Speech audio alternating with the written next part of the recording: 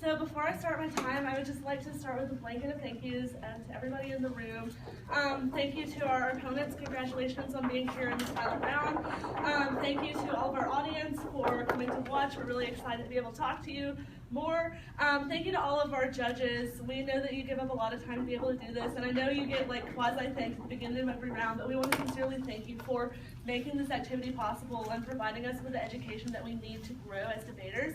I want to specifically thank my Mercer teammates that are in the round. There's no one that I would rather have debated with for the past 4 years. You guys are incredible, and it's been an amazing ride, and I'm really sad that we're about to have to graduate. And to my partner, Hunter, I'm so excited to be in this final round with you. You know, this is exactly where we plan to be, and the past 3 years have just been incredible. I'm so thankful to have been able to learn from you and to be able to grow together as debaters. All right, I'm going to start time now. All right, so our resolution is humans ought to reject owning animals as pets. We're going to go through a quick resolutional analysis. We're going to say the ought means that this is going to be a values round because the word asks us to consider what is true. We're going to say that pet is a domestic or tamed animal that is kept for pleasure or companionship. We're going to say that everything else is contextual. Humans are just like animals that we somehow, for some reason, separate from animals. It's all going to be contextual. Our value criterion for the round is going to be equality through a lens of egalitarianism. So whichever team can provide like the best sense of egalitarianism and equality by the end of the round through their advocacy should win your ballot. All right, I'm just going to go down contentions. Our first contention is forced affection. So we understand that in the status quo, animals that are imprisoned as pets literally cannot escape their owners. Typically, we literally leash and even microchip these animals to where we embed chips under their skin so that we can literally find them again if they try to get away with us. We think that this is evil because we are continually trying to control their bodies. This means that animals used as pets literally never have access to any sense of individualism or autonomy because we basically just enforce our will as humans onto them, and we think that that's pretty messed up. This ultimately reinforces the dependency on the humans, so any impacts that they come up here and say are going to happen from like not having pets that are bad and anything they try to say as far as having pets are good literally is only a thing because as humans over the past hundreds of thousands of years we have domesticated these animals and forced them into being dependent on us. We think that this unequal dichotomy means that we can view animals as property when we should really be viewing them as equal beings in the status quo. They can literally give us no reasons. I can already tell you as to why animals should not be viewed equally to humans. The second contention is going to be breeders. In the status quo, pets are bred to be bought and sold. We think that this is incredibly problematic because breeders breed more pets than they can possibly ever sell or find homes for. So this leads to all kinds of bad impacts where we literally have animals that are being euthanized in the status quo at rates of millions per year because people are continually breeding them to try to like incentivize these animals' bodies and place a price on them where we're literally trying to garner economic gain from breeding these animals. We also see that this means that pets have no agency over their own sexuality because you literally have a breeder deciding which individuals are going to have to mate with which individuals. We think that this authoritarianism that we hold over our pets is incredibly problematic because they're never allowed to make their own choices and they should be viewed equally. All right.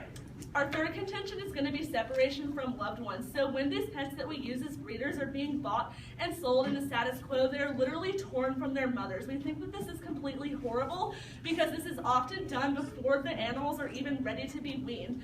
So you're taking a 6-month or a 6-week-old kitten or a 6-week-old puppy and literally selling it to some human who can do whatever the heck they want with it when they're not even ready to leave their mother. This is awful because it prevents animals from being able to form relationships with each other. Instead, they are again forced into this continual cycle of dependency on the human, and we will outline for you all of the reasons why that is bad. Our fourth contention is going to be euthanizing. So we understand that in the status quo, pets are euthanized at rates of millions per year. I'll get to your question in a second. We see that these pets are killed literally in the most unethical ways possible. First of all, we'll say that there's no ethical way to murder an animal, but if you want to look at the particulars, there are still shelters all across the United States, I'll put shelters in air quotations, that literally kill these animals in gas chambers. It's incredibly problematic. The animals are not sedated when they go into these gas chambers. There's literally claw marks all over the inside of these chambers from where the animals have tried to escape, and nobody literally cares about this, and we think that it's awful. There's the other major evil method of euthanasia that we use in the status quo are called heart sticks, where we literally inject the animal straight into its heart with medication so potent and so powerful that the animal literally dies a slow and painful death over the course of 10 minutes. This is awful.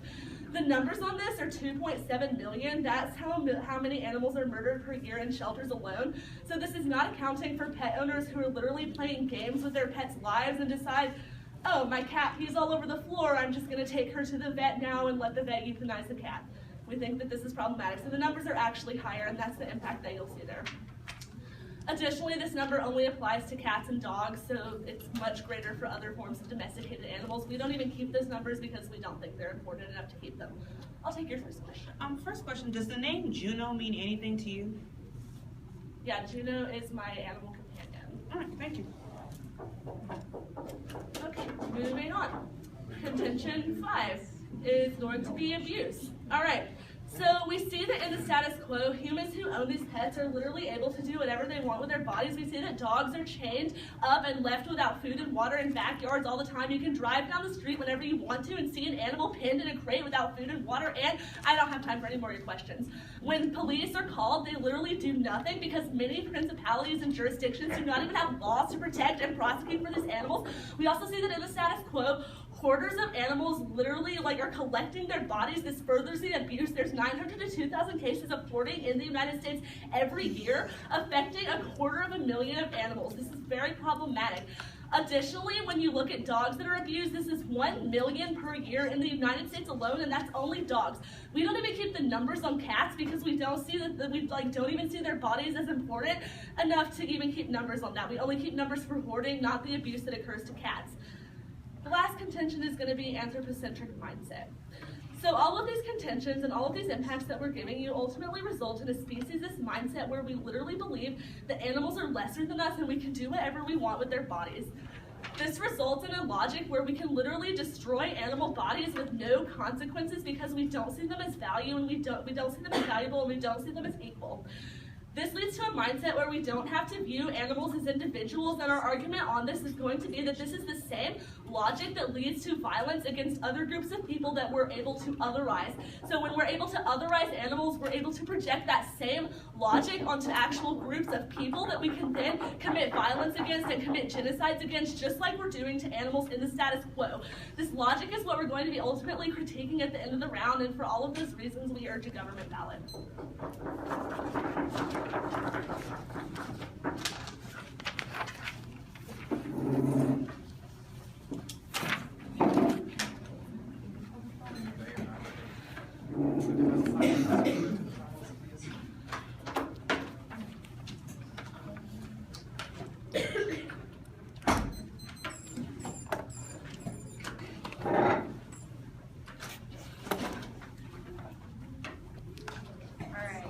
I'd love to send a wonderful thank you to everyone who's in the room. If you can't hear me, just speak up now and I'll try to speak a little louder.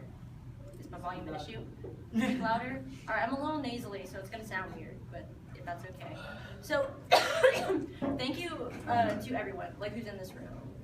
Debate is obviously important to you if you're staying here to watch this final round. And we thank you for the abundance of your audience. Also, thank you to the opponent team.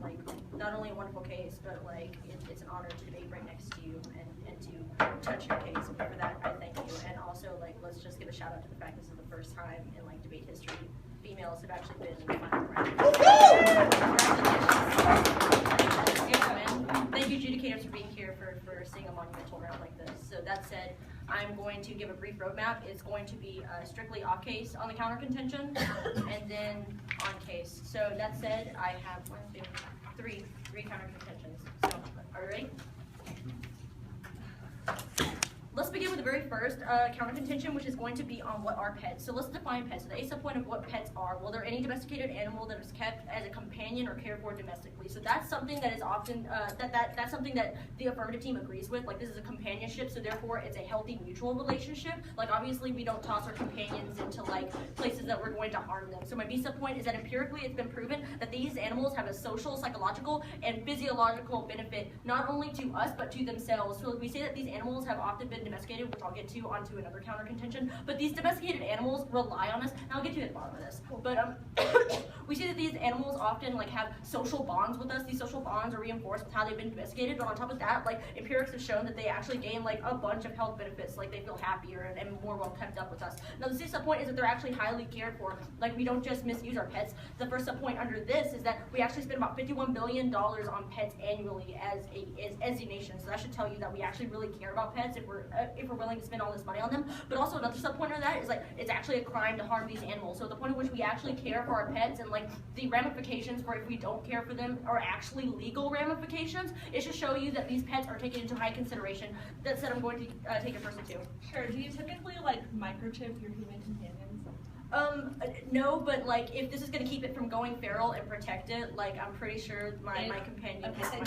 Okay, all right. Well, second counter contention is going to have to be about the domestication process itself. Now, this is why we can't afford to lose our pets. So the first subpoint is going to be about diet. So let's get some facts about the diet. The first subpoint under that is that domestic animals are omnivores. If you don't believe me, like if you think that like just because a canine is a canine, like that they have to eat and they're carnivores, that's wrong. Look to the ingredients of like food. Like we see that there's actually a mix between like vegetables and meat, which actually goes against everything biologically what we see with what these animals should be doing if they were put out into the wild. Now another subpoint is that like this wild the wild like feral environment of what they would typically be found in if they were not pets is not supported through their diet due to the fact that they have been domesticated over the years.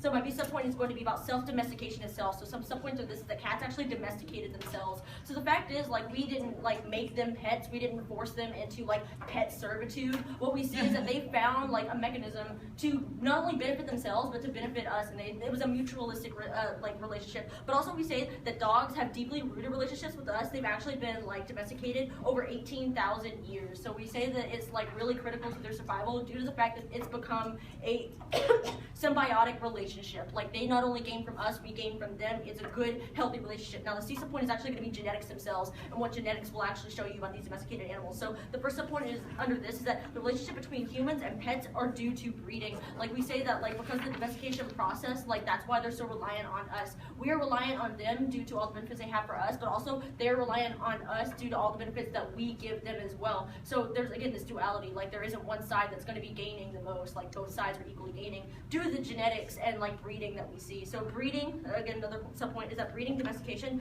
has opted for a symbiotic relationship. So the symbiosis actually comes from the breeding process itself of pets. So this is going to lead me to my third counter contention of the messy alternative. So the A subpoint is that the alternative of not having pets is to allow them to be feral, like just release them out into the wild. This is the only alternative that we see. So it's essentially release them from humankind. Like we don't own them anymore. So the B subpoint is that ferality is actually worse. Now according to PETA, feral cats don't die of old age. They actually die of being poisoned, hit by cars, or eaten by other animals. So at the point at which like if they are feral, because of how domesticated they are, they can't survive on their own. There's no survivability. It's actually going to be more anthropocentric. So this is a direct turn to case. Like at the point at which like if we don't support these animals and like even though they need us, we say like, oh, you know, like we should just reject you in its entirety. We're actually doing more harm to them than good. So it's the point that these pets don't actually serve us as like the role of pets is no longer the role of pets if we deny them as pets. So if we are to reject these pets, we must see them as some other alternative. And the alternative has often been like as a commodity. Look to dog fights. Whenever we don't see pets as pets, we see them as tools.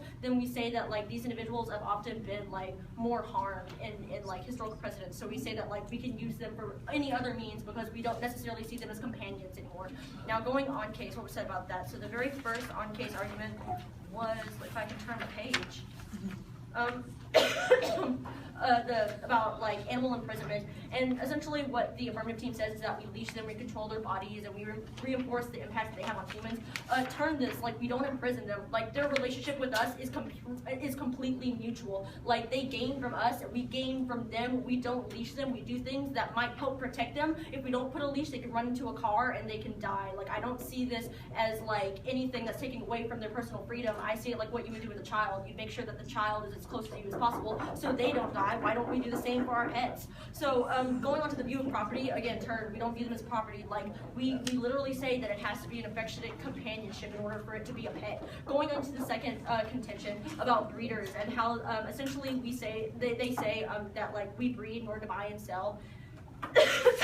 Well, one, this isn't actually unique to the human and pet interaction itself. Like a lot of humans go out and rescue animals on their own, but we also say that this is actually a mechanism for like capitalism. Like we see an opportunity to make as much money as we can. This isn't something that's innate to pet and pet ownership. It's innate to like the current system that we live in societally. So this isn't something that we could see as a negative impact of owning a pet. In fact, what we say is like the benefits of owning a pet and going out and rescuing these pets is actually going to be like a term. Like a lot of people don't like breeders. Breeders aren't because of pets. Breeders are because of capitalism. But also on the agency of sexual orientation, like a lot of individuals who do breeding have to find an animal that is heterosexual. Like a lot of animals that aren't heterosexual are often rescued by like a lot of famous people for some reason. But we say like this is actually a good thing because like it allows for like more sexual orientation, and on top of that, like you're not forcing another animal to like reproduce with just anyone based off of like their sexuality. So the third contention is going to be on the separation of loved ones. Now they bring up like how they're taken from mother and they're not able to form like these relationships with their parents. However, something that is really innate to animal and like animal like socialization is that they grow out of these relationships. They're like whenever you're a child, you grow up, you're 18, you go to college. Like that's pretty much what goes on. Animals age faster, they mature faster, they leave the family like at a much sooner rate. And on top of that, like it's not like we're taking away any kind of survivalship. We are bonding with these animals. We are creating a relationship. All of these things are good. They're mutual. There's something that has been like bred into them. They're domesticated, and for these reasons, like the separation from loved ones is non-unique because one, like again, is to their genetics, but also two, we say we make up for this relationship because like they are able to form a mutualistic relationship. Going on to the fourth one about euthanization and how like we basically make like murder factories. I have 3 points to this. The first one is that like rescue programs exist, so like not all these animals are going to be rescued too. Again, like we'd like to bring up like a lot of these shelters like aren't just murder houses, so like a lot of people like reinforce the fact that we should not euthanize, but also three, like the alternative is for overpopulation of feral populations. That's typically the reason why we have to euthanize, and like the feral like nature, like if you look to all the negative impacts of them being feral and like what will happen to them over time, like this is a bad thing, like it should be inevitable why euthanization exists. So onto the companionship, the fifth one. Like we say that like we don't control these animals. Like again, like there are crimes that are like committed. If there is a crime that is committed, like you are actually persecuted. Like look to the Humane Society and like also like animal control. Like all of these organizations go out and they persecute individuals who don't uphold like proper care for their pets. And onto anthropocentrism again. Turn this like again look to the alt like at the point of which like releasing them from human like ownership for pets is actually more bad because they're going to lead to more death and like dehumanization.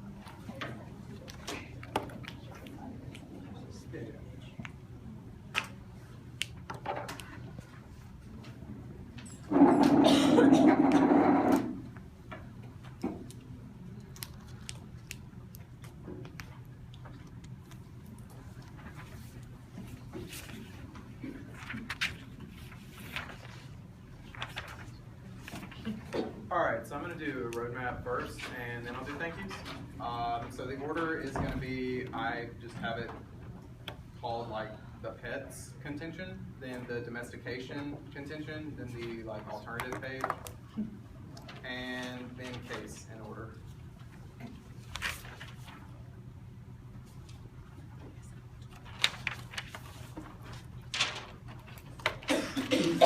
Everyone ready? Alright, well before I get started, I'd like to continue with a typically longer than normal blanket of thank yous. I feel like I have a lot of people I need to thank in this room and in this activity. Alonte and Hannah, thank you for a very interesting case this round. There's going to be a lot of clash. I think it's going to be a really good round. I think you were both excellent debaters. I've told you that a million times. I still believe it very thoroughly. I'd like to thank all the Mercer team that's here. These are like some of my best friends, and I just love all you guys so much. And I'd like to thank just everyone who's in this room specifically. The GPDA has been kind of like a family for me since I came into this activity 4 years ago. It seems like a long time now. Me and Lindsay have been partners since sophomore year, so yeah, that's a long time. So I really just want to thank everyone for the role they've had, specifically in shaping me and Lindsay into better debaters and helping us decide what we like about this activity, what we want to change about this activity. And So I also would like to thank, not to put last, Lindsay.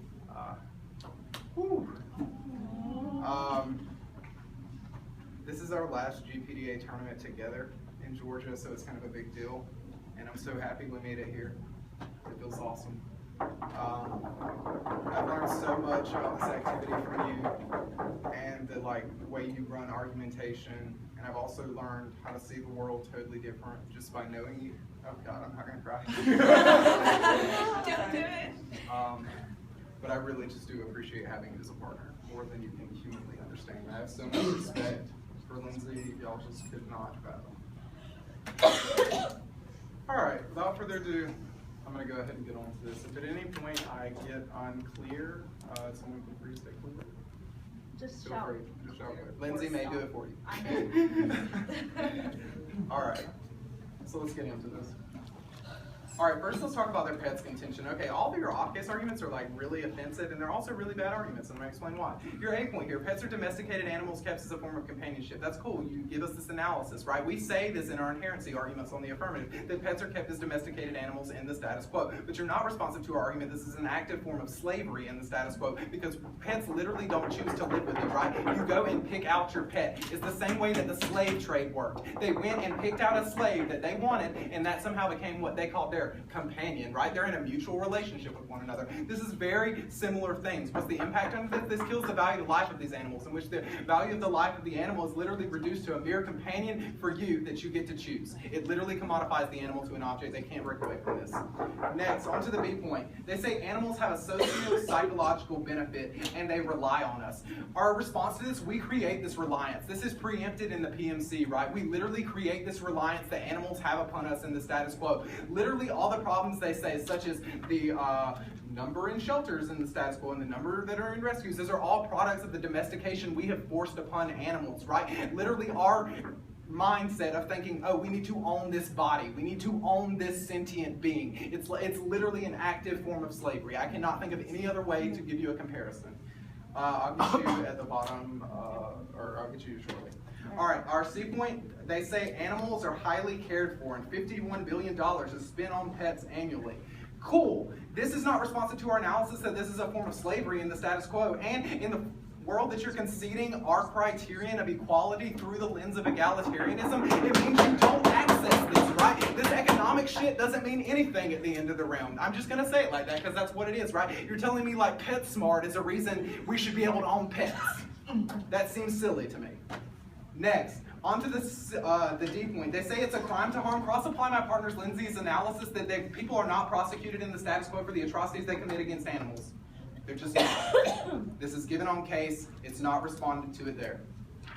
Next, let's go on to the domestication page. All right, your first argument on the domestication page is a little weird for me because this argument helps us. Your first argument is domestic animals are omnivores and this goes against their biology. Cool, this is an independent reason to vote for the government in this round. We're literally making these pets eat outside of their normal eating habits because we want them to live in our house, right? We want to be able to put something in a food bowl that they can walk up to. This is problematic, right? They don't break away from this paradigm, right? They say that this is a problem. Cool, that's an advantage for our side, that in the world that we don't own pets, we literally let them have what they biologically would choose. This freedom of choice is what we talk about under the egalitarianism standard. Next, on to the second point. They say that we don't send them into pet servitude. Okay, first of all, cross-apply my analysis is an active form of slavery in the status quo. Second point, our choice here in literally going in and choosing pets, we literally shop for pets like we do for iPhone cases, right? Like you go into the store and pick out a cat. Oh, I like this cat because it's black. Oh, I like this iPhone case because it's black, right? This is the literal commodification of the animal body in the status quo. Now onto their genetics arguments. They say the relationship in the status quo is due to breeding. Cool, that's our argument, right? That this relationship that exists in the status quo is a product of the history of domestication put against animals and the violence that is ontologically done to them. Next, our B point here, they say breeding creates a symbiotic process. Yes, breeding animals breeding animals, like forcing sex upon animals, forcing animals to procreate so you can make economic profit of them is a symbiotic process. The animal is clearly beneficial, right? When they go through a pregnancy, when the animal literally gives birth to babies and then has them ripped away from them, literally before they are done weaning them, yeah, that's a symbiotic process. I see where the animals benefit. Now let's go on to the alternative. This alternative page is just silly. All right, the first point here, they say alternative to pet is to release them as feral. Okay, first of all, this is not responsive to our analysis on cases there's a problem we created in the first place. And our second point of analysis here is going to be we can still feed and assist without owning. Mine and Lindsay's entire PMC is against ownership of pets, right? Like literally saying I own this being. I own this sentient being that is capable of showing pain, that is capable of showing pleasure. I own that being. That's the argument we're making that you don't understand. And your second point of analysis here, I just want to quote you because I think this is a link argument for contention 6, which is the anthropocentrism argument. You say they need us. Cool. This proves that in the status quo, you see animals only as a product of the human interaction, right? And there's another link here, right? She literally refers to animals through her entire speech as it. Animals are literally commodified to the pronoun it. They are not a him or her. Their sexuality has been denied. They are an it. The alternative page is just like silly. Like we don't have to just like release them and like everything's feral. Like that's silliness. All right, now let's go into case. First, let's go on to the criterion. They dropped the criterion analysis, which means at the end of the round, you're going to vote on which team best supports equality. There's no way they support equality in which they argue that domesticated animals who literally live a life of indentured servitude are somehow equal. That's just not true. Now let's go on to our contention 1, forced affection.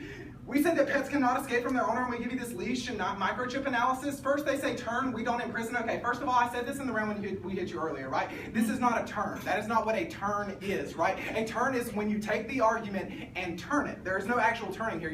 This is like a point. We don't imprison them, right? Our analysis here is when we lock them up in our homes, we literally imprison them. When we leave our pets at home, we put them in a fence. This is very similar to what we do to Native Americans in the status quo by shoving them onto the reservation. We literally put them there so we can hyper-monitor their activity. It's the same exact analysis. Next, our second point here goes fundamentally drop that pets are viewed as property in the status quo. Why is this problematic? Our analysis here is this leads to a devaluation of life in which the life is seen as a mere object instead of a sentient being. Now let's go on to breeding. Our first point is pets are bred to be bought and sold. You say this is a mechanism for capitalism. We are going to fundamentally argue against this. We say that capitalism can still function in the world that animals aren't treated as pets. And we say that capitalism is part of the problem in the world, that capitalism actually allows us to buy other beings. It's messed up. All right, our second point, they say pets have no control over we say pets have no control over their own sexuality. They say, no, this proves there's like no forced breeding. No, pets literally have no control over their sexuality. One of the greatest papers I've ever read, which was written by someone on our team, was about alternative sexualities in an animal, right? What if an animal, a non-human animal, was gay? What if you bred a non-human animal that was gay with another heterosexual animal, right? This is the type of sexual violence we incur upon these animals, right? That they literally have to be of a heterosexual gender. They can't be a homosexual gender. They can't have an alternative sexuality. This is a problematic. This is a form of dehumanization. This is going to be the impact we access here. But under dehumanization, we're also going to access that this kills their value of life in the world, that they're constantly worried about, oh, well, I guess I'm going to be like raped again today, or I guess I'm going to have to like sleep with another animal today to produce an offspring for my owner again, right? This is really messed up. Now onto the contention 3, which is separation. They say, we say they're torn away from their mothers at birth. They say they grow out of their relationships and that this is non-unique. First of all, their argument this is non-unique. They don't give you any analysis on this, and we tell you that the weaning gives us a uniqueness. And they say it grows out of relationships in the status quo. They're never responsive to our argument that these are relationships we created as an active form of slavery. Real quickly, let's get on to euthanasia and abuse. We say 2.7 million pets are euthanized a year, only cats and dogs. Their argument is rescues exist. We say that rescues don't check back in the status quo. Rescues are literally places where animals are commodified in the status quo and still kept in captivity. Now onto abuse, we say police will do nothing when called. They say they'll be prosecuted. Cross apply my partner Lindsay's analysis that this actually doesn't happen. There's no way you can vote look up.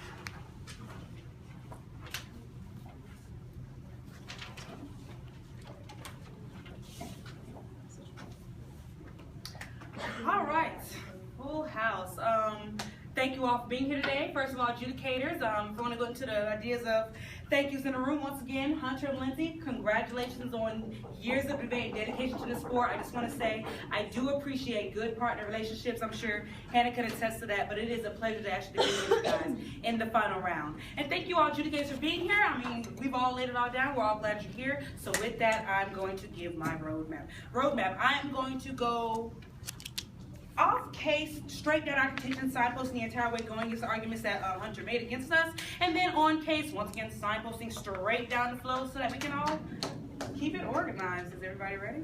Let's go. Now, adjudicators, let's look towards the first teaching we gave to you, which was the idea of pets. And we gave a definition of pets, which of course the affirmative team agreed with. Let's read it once again. Any domesticated animal or tame animal kept as a companion and cared for. What does it mean when you care for a pet? That means that you look out for its welfare. So any mechanisms that they're saying you're having them to be a slave towards the adjudicator is inherently false due to the definition that not only that they give us, but that we are also agreeing to. We are caring for these pets through the points that we're going to give you throughout this today. C-sub point. It has been empirically proven that these pets have social, psychological, and health benefits towards us. They're saying, claim that these animals depend on us. Once again, adjudicated, look at the fact of saying this is a mutually bonding relationship between these humans and their pets. When we're looking towards the social, psychological, and physical aspects, we know that we can make our pets happy through this companionship. We know that animals, through studies, are social creatures, and they have that social benefits by associating themselves with us. In return, humans, in fact, receive the therapeutic. You okay over there? Sorry.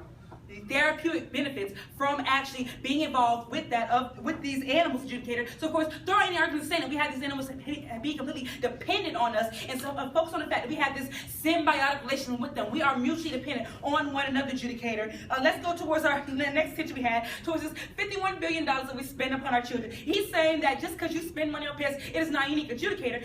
So we're going to compare this to the argument saying, okay, we spend money on our children. Are saying it's not unique that we care for our children? No. Many people see their pets as their children. When you invest time in an animal, that doesn't mean that you see them as a commodity or as a slave. You see them as that of a companion, something that is with you, adjudicator. And that's why we're saying that we invest the money, the time, the amount of social and involvement that we have with these animals. So with that, let's go into our next attention we had towards the domestication of these animals. A point said he's talking about, first of all, the health detriments that come from that we have to convert it as omnivores. Adjudicator, look what us as a dog food or a cat food diet does for these animals. We have them to a higher set of nutritional value than what they have on the feral level. On the feral level, they are at the base of their existence. They're at the base of how they can get their nutrition. With dog food, with this, we focus on what? The health of our animal. We want the highest value for animal. That's why we spend so much money on these animals. It's not to treat them as a slave or as a side commodity. No, it's because we want our animals to be happy and healthy. Why? Because we do not see them as slaves. We see them as companions to be cared for. And that is proven to the fact that we have domesticated these animals to become more adaptive to a lifestyle in which we can mutually support them as they mutually support us. So let's go into our next point. We said of how they're the prior point, in fact, there is a natural domestication of animals. How, let's say, for example, of cats, which largely drop, saying these cats have actually naturally domesticated themselves. Adjudicator, they actually were saying that we are actually saying that we're forcing these animals to do this. I don't know if you guys have ever met a cat, but you can't force them to do anything.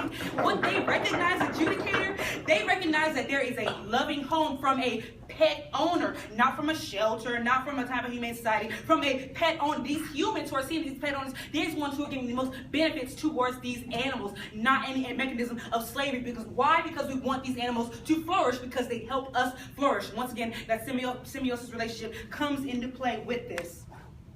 Let's see, next point. Let's go into our third contention that we had about the messy alternative. And let's hit this right now towards the feral aspect of these cats. It was not tested at all that the feral setting of these cats leads them to not have a long lifespan. When you have a feral animal, that opens them up to the elements. That opens up to no care, no love. When she gave you the stats saying these cats died due to violence, due to starvation, due to a lack of care. That is what a feral lifestyle gives these animals. That's what no pet owner should give these animals. Let's go back to our C point we had about dog fights. When animals are not given ownership, when you do not have a caring owner of these pets, that makes them a commodity, adjudicator. And that when ultimately drop within their case, don't let them bring it up in their rebuttals, adjudicator. When they become a commodity, the level of care for that animal ultimately deteriorates. We see this through the dog fights and the abuse of these animals. the abuse of these animals, adjudicator. So of course, with that, I'm going to go into their own case. The aspect of forced affection, saying that we're going to microchip these animals, we're going to put them on a leash. Once again, we're going to turn this in our favor, adjudicator. Why? Because why do we put microchips in these animals? To find them, to keep them in check. And why is that, adjudicator? We find them, I'm glad she's agreeing, we find them because we love them, adjudicator, because we want to be in care of these animals. We keep them on a leash so that our dumb dogs don't run out into the street and get hit by a car, because we want to keep them safe, adjudicator. So that's why we go to the ultimate ideal, saying, adjudicator, that we have this ultimate affection for these animals, not any slave mechanism, is to keep them, once again, to a mutual benefit with us.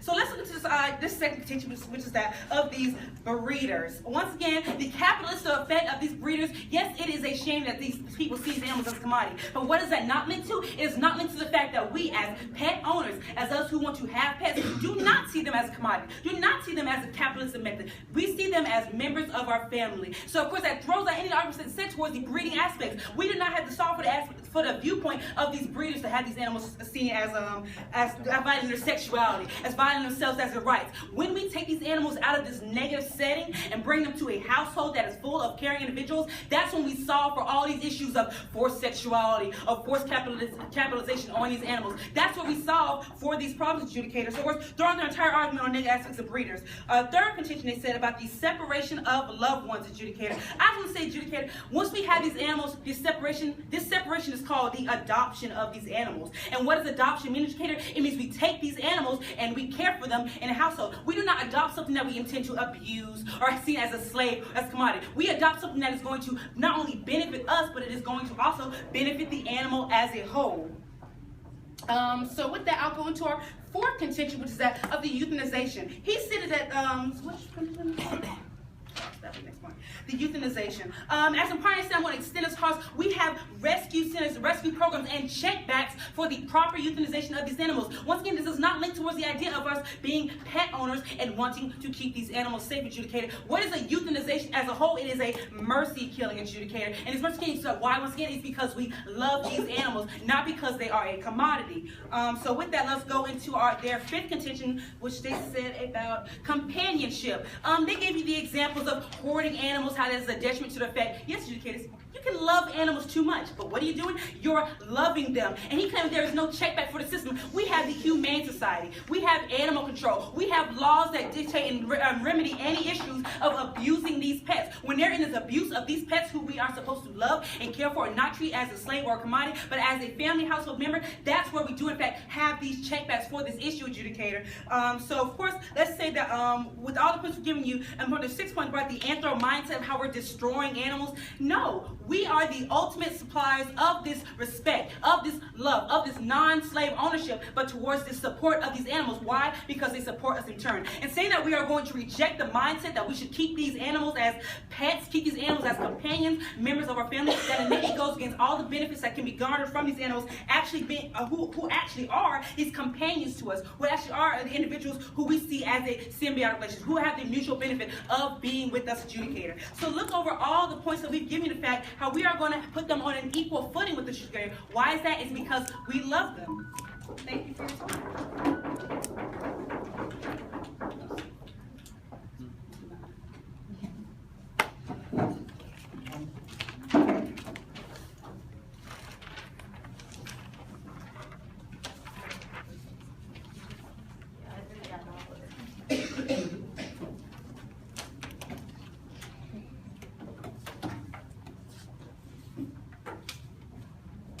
I'm still thankful. Yay. Banner baby. I guess my roadmap is just gonna be some voters. All right. So let's get into it. The first voter is going to be that the alternative to not owning these individuals as pets is chaos. So what do we say about this? Well, if you look to our entire messy alternative, third counter contention, what we say is that the practicality to advocate for us not owning them as pets is more detrimental to them, and that's why we said turn. This is more anthropocentric, because now we're harming more animals, so it goes against their favor. But essentially, if you look back to everything we previously said about their domestication, one, cats domesticated themselves. themselves. At the point at which they domesticated themselves, their relationship is completely reliant on us. For us to reject them as pets would be essentially to say, hey, like, screw you. Like, seriously, cat, like, go away. I don't care about you anymore. Like, I don't love you. You're not my companion, because we essentially said that pets are companions. We're getting rid of that companionship, which means that we can easily turn them into a tool for us to utilize for fighting mechanisms, or even something that's even more dastardly. So we say that, like, the alternative, which is the chaos, it's messy. It, like, literally says that, like, these animals are going to die, like, slow, painful deaths because they are not adequately prepared to go out on their own, to be rejected from their companionship. They can't live, they can't feed for themselves, they can't provide for themselves, they're not even able to defend themselves against other animals who they're eating for. So we say that, like, this is why we turned it, because one, they die if they become feral, but also two, like, they become tools, which is why we said there was a turn. So going on to the second voter, which was that the benefits are mutual. Now, this is something that seems to be at a loss when it comes to the affirmative team. Like, apparently, like, we just all hate animals in this room. And that's clearly not the case, because, like, pets are definitely a mutual companionship. Why? Well, one, they help us. So, like, at the point at which, like, we feel warm and cuddly and, like, we love someone else, that helps us psychologically. It's Valentine's Day. Like, this is a great reason why we should believe in pets and companionship. So we say that, the next point is that, like, if you didn't get it, that's fine. But we also say that them seeing us as companions is just as mutual of a benefit. Like, not only did we say that, like, they have a huge, like, social reliance on us, like, they love us, they equally, like, care for us as much as we care for them, but on top of that, like, they are determined by their own benefit. Like, there's no mechanism for us to deconstruct their domestication, so, like, they're still reliant on these certain dietary benefits. They're still reliant on, like, how genetics has, like, been crafted for them to benefit for us. So at the point at which they are not only gaining, like, a mutual relationship from us socially, but also a one that is, like, fed on, like, their own survivalship and protection, like, this is a good thing. So going on to my third voter is going to be that their views do not apply to the actual, like how we're going to be viewing pets. So everything that really, like, boils down into their entire case is that, like, you know, we imprison animals, but that's, like, not true at all. Like, we just care for our animals, like, a lot. Like, we put them on leashes because we don't want them to die. We feed them because we don't want them to die. We're not imprisoning them. We're not, like, putting them in little cages. We're not, like, shaking our fists at them and, like, being angry. We're loving them. It's a companionship. Whenever they're talking about breeders, like, I again said this is a result of capitalism, not because we want pets, but because, like, people see an ability to profit off of, like, pets. Like, again, this is not unique, but on top of that, like, people still, like, go out and save these pets, which is why, like, the separation from their loved ones isn't a bad thing. Like, one, naturally, again, genetically, they grow out of this, they socialize faster, but two, they gain a relationship with us. On top of the euthanization, like mechanism, like, there is check back. Like, the alternative is they die slowly and painfully, versus, like, we can end their suffering in a humane fashion. But also in terms of the companionship, like, again, like, we have mechanisms. They simply state that, like, there's no agency for there to be a check back. However, when me and my partner come up here and say that we have animal control and the Humane Society that actually come in, swoop in, and save these animals from their abusive owners and give them to good homes, this is a direct, like, mechanism. And on top of that, going into the anthropocentrism, like, the reputation that we given was a drop turn, where we said, like, look to the alternative, at the point in which, like, the messy alternative is, like, they just suffer in the long term by not being pets, that it's going to be more anthropocentric than not. These are reasons why you're going to be voting for the negative team.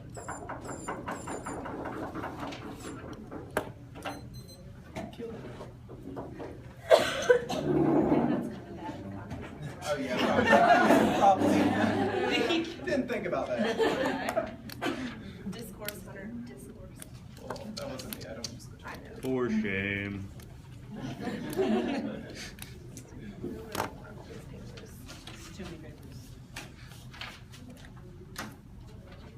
Blanket of thanks to everybody. It's been fascinating.